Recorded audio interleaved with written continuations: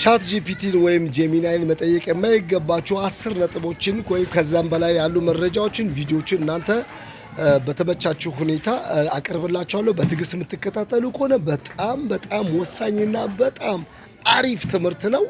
ለኔ አዲስ ከሆናችሁ ሰብስክራይብ ጉልአ ሚዲያ ማለት እምብርት ነው። የተለያዩ ነገሮችን እናንተን የሚያገናኝ ጉልአ ሚዲያ በቶም 40 ታገኛላችሁ። ሰብስክራይብ ማድረግ የደወል ምልክቷን ብትጫኑ ሁሌም ለእናንተ ጠቃሚ መልእክት ይመጣላችኋል። ቻት ጂፒቲን ወይም ጄሚናይን መጠየቅ የማይገባችሁን ዝርዝር ነጥቦችን በዚህ ቪዲዮ ነግራችኋለሁ።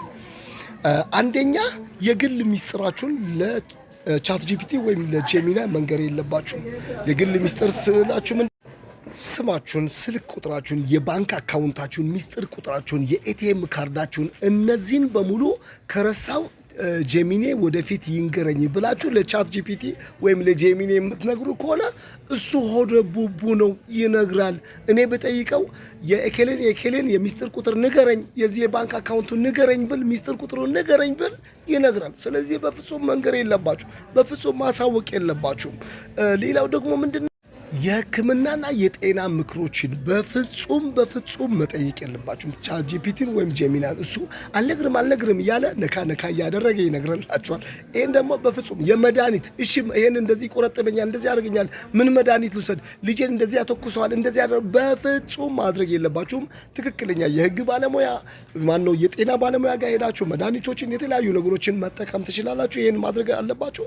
ቀጣዩ ደግሞ የህግና የገንዘብ ውሳኔዎችን በፍጹም መንገር የለባችሁ፣ መጠየቅ የለባችሁም።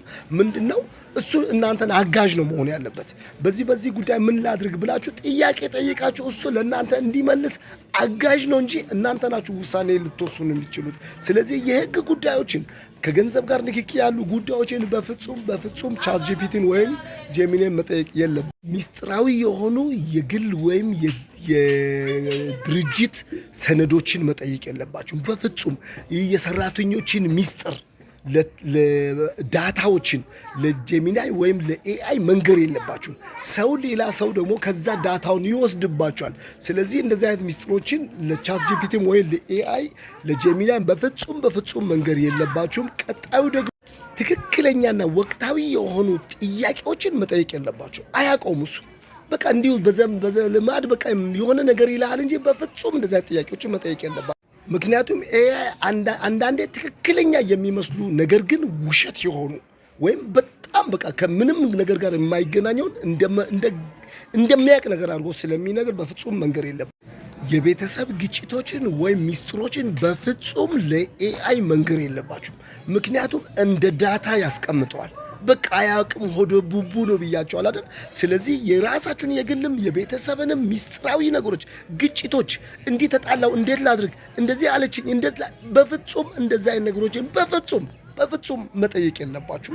ቀጣዩን ደግሞ ሌላው ህገወጥ እና ጎጂ ተግባራትን በፍጹም ኤአይን መጠየቅ የለባችሁም። ቻት ጂፒቲን ጄሚናይን በፍጹም መጠየቅ የለባችሁም።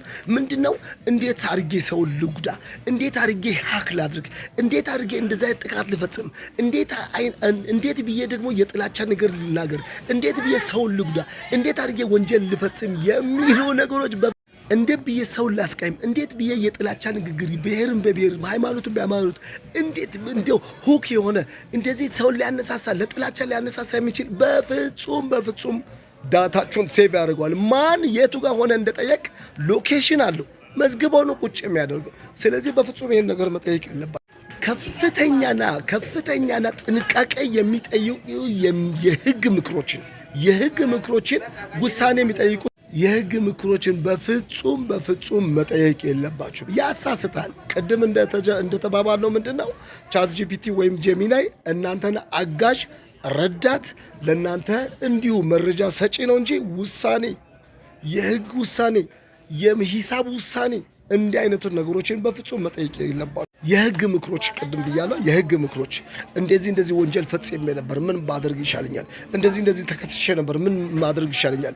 በአንቀጽ በኢትዮጵያ መቅጫ ህግ፣ በዚህ በቤተሰብ ህግ ምናምን እንዴት ምን ይሻለኛል? ምን ባደርግ ይሻለኛል? የሚሉ ጥያቄዎችን በፍጹም ቻት ጂፒቲን ወይም ኤአይን ጄሚናይን መጠየቅ የለባችሁ። የስነ ልቦና ምክሮች እንደዚህ ያስጨንቀኛል፣ እንዴት ልሁን? እንደዚህ ፈርቻለሁ፣ ሌሊት ሲወጣ አባቴን ፈርቻለሁ፣ እህቴን ፈርቻለሁ፣ ወንድ ልጅ ያስፈራኛል፣ ሴት ልጅ ታስፈራኛለች፣ እንደዚህ ሆኜ ነበር፣ ምን ይሻለኛል የሚል የስነ ልቦና ጥያቄዎችን በፍጹም መጠየቅ የለባችሁ። የኢንቨስትመንት ውሳኔ አላ በዚህ ስራ ላይ ልሰማራ ነበር፣ እስኪ መረጃ ስጠኝ፣ እንደዚህ ወስን ነበር የሚሉ የኢንቨስትመንት ውሳኔዎችን በፍጹም ቻት ጂፒቲን ወይም ጄሚናይን መጠየቅ የለባችሁ። የመጨረሻው ምንድነው?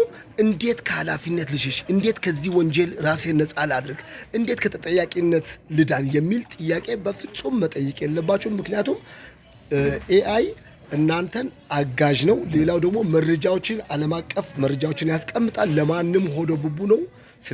ለማንም ስለሚነግር ይህን ነገር በፍጹም ማድረግ የለባችሁም። ሰብስክራይብ፣ ለሌላው ሼር ማድረግ እንዳይረሳ። ቴንክ